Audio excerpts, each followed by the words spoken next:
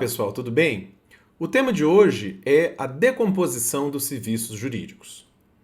Eu gosto demais de abordar esse tema porque é uma pergunta muito comum que eu ouço demais e que certamente vocês também já ouviram ou já até mesmo fizeram essa pergunta, é a seguinte: o computador, a inteligência artificial vai substituir o advogado? O robô vai substituir o trabalho do advogado? E muita gente pondera que sim, outras pessoas ponderam que não, outras pessoas dizem que sempre que surge uma nova tecnologia, ela implica automação, e automação faz com que surjam novas profissões. Enfim, a gente tem uma série de respostas diferentes para esse mesmo tipo de pergunta. Contudo, eu entendo que essa pergunta feita dessa forma, ela não está correta, ela não é uma pergunta. Eu também sempre digo isso. Essa pergunta ela precisa de ser melhor especificada. Por quê? Porque quando a gente diz serviço jurídico, trabalho do advogado, papel do juiz, papel do promotor, nós estamos fazendo referência a um conceito muito grande, né? Um conjunto muito grande de atividades e de tarefas.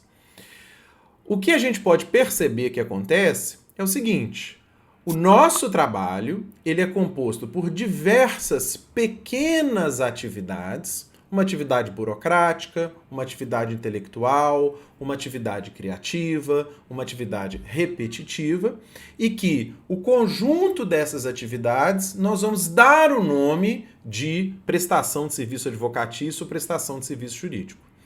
Então, o correto não é pensar se o robô vai substituir o trabalho do advogado. O correto é a gente imaginar quais são as pequenas partes que compõem o meu trabalho e quais são as possibilidades de automação de cada uma dessas pequenas partes. A automação no serviço jurídico, de uma forma em geral, ela pode ser encarada como uma automação como várias pequenas automações, ou como várias automações de várias partes do trabalho que vão, lá no final, resultar numa automação maior de uma tarefa inteira, de um processo inteiro, de um processo de trabalho inteiro. Então, essa distinção das pequenas partes de cada trabalho ou das pequenas partes que compõem o serviço jurídico é que ganha esse nome de decomposição. Para ilustrar isso aqui, eu vou propor para vocês um exercício. Vamos subdividir a prestação do serviço contencioso em partes. Ou seja, o serviço contencioso, que consiste em elaborar peças, comparecer ao judiciário, protocolizar essas peças, pagar guias, acompanhar os andamentos processuais. Vamos partir esse serviço em partes, né? Partir em partes fica redundante. Vamos decompor esse serviço jurídico? Vamos ver as suas unidades, vamos analisá-lo nas suas unidades? A partir do momento em que a gente faz essa análise, a gente tem condições de visualizar que esse pedacinho aqui, ele sim, já foi automatizado há muito tempo. Esse outro aqui não vai ser automatizado tão cedo. E com isso a gente consegue visualizar e responder de maneira mais própria, mais tecnicamente correta e menos alarmista essa questão da substituição ou não do ser humano. Vamos imaginar o seguinte, né? Nós estamos aqui falando de um exercício. Qual que é uma das formas que eu posso decompor a organização desse trabalho? Então, eu estou propondo uma primeira maneira. Os colaboradores formam uma equipe com cada profissional responsável por uma parte do processo. Dessa forma, cada membro se responsabiliza pelas ações em que tem mais experiência e conhecimento. Então, aqui o que nós estamos propondo é o seguinte, olha, eu vou, sem recorrer a ferramentas de automatização ou de automação, eu vou identificar as partes do serviço ali prestado e vou distribuir essas atividades para pessoas especializadas em cada um desses pedaços do trabalho.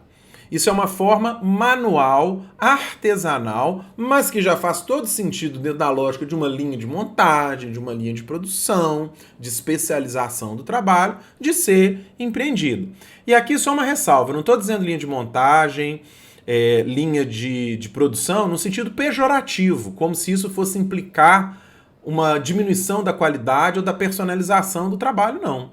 Né? Pelo contrário, quando nós temos o desempenho de atividades de modo especializado, isso Henry Ford mostrou para a gente há mais de 100 anos, a gente ganha eficiência, produtividade e qualidade. Então vamos imaginar o seguinte, eu tenho dentro de um serviço jurídico aqueles encarregados de redação das peças.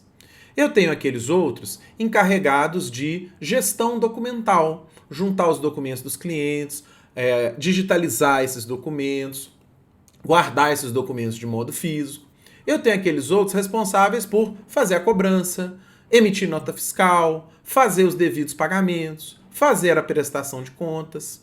Então, vocês estão percebendo nesse simples raciocínio como que falar atividade do advogado é englobar uma porção de coisas muito distintas e que nós já fazemos de maneira autônoma, né, em unidades separadas dentro de muitos locais de prestação de serviço de trabalho.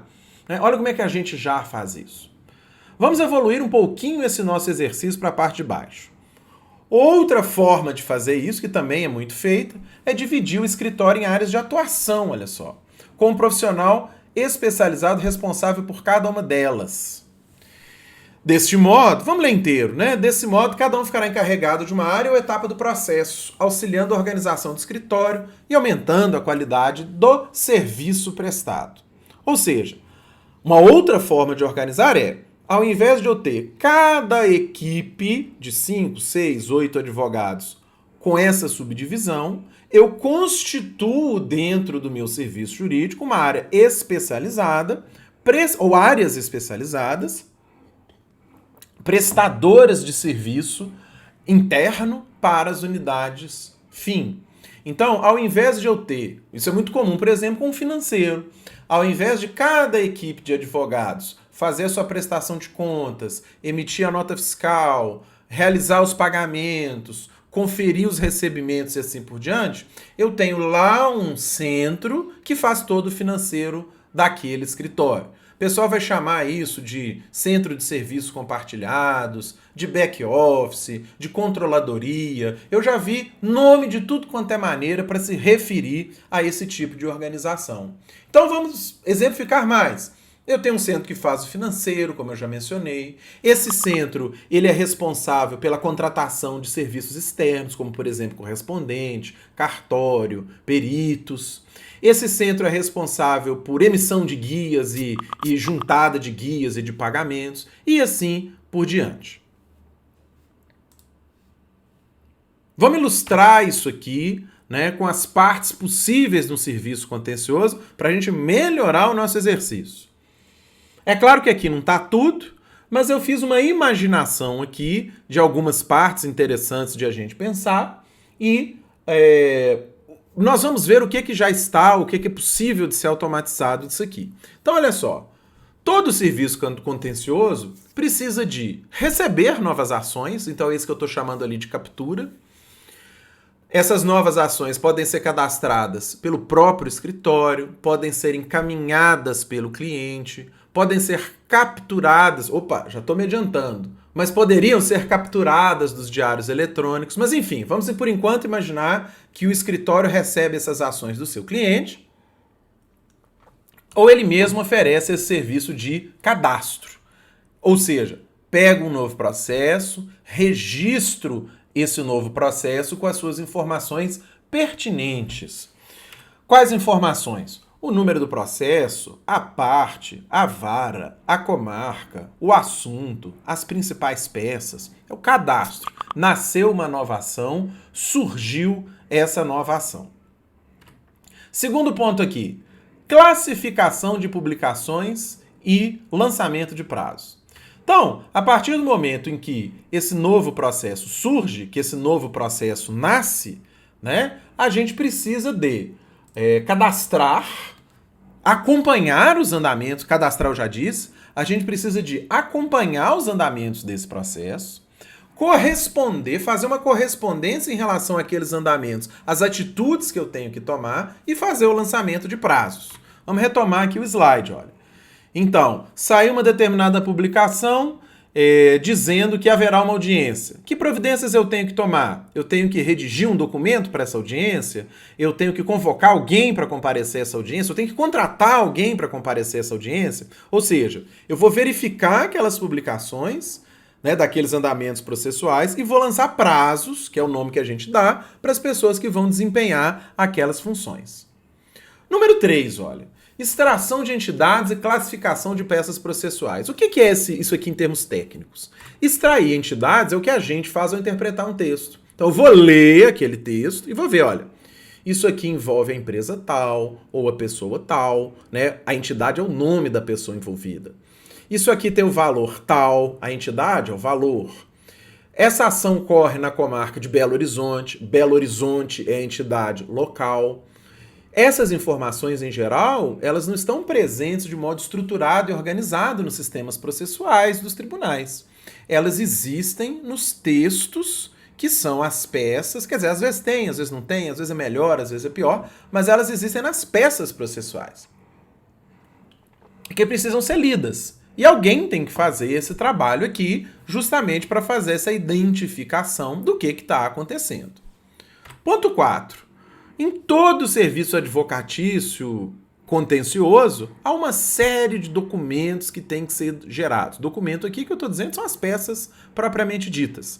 A partir de todas essas informações que a gente já recuperou e todo esse cadastro que já foi feito, nós vamos gerar a contestação, nós vamos gerar o agravo, a apelação, enfim, todos os documentos necessários ali ao andamento daquela ação. E por fim, peticionar esses documentos, essas guias, essas informações, etc., dentro dos sistemas processuais. Vocês podem ver aqui que eu já me adiantei e coloquei assim, ó, peticionamento automático, geração de documentos. Por quê? Porque o próximo ponto que eu quero abordar é o seguinte: tudo que está em azul, no meu modo de ver, já é feito, já pode ser feito de maneira automatizada.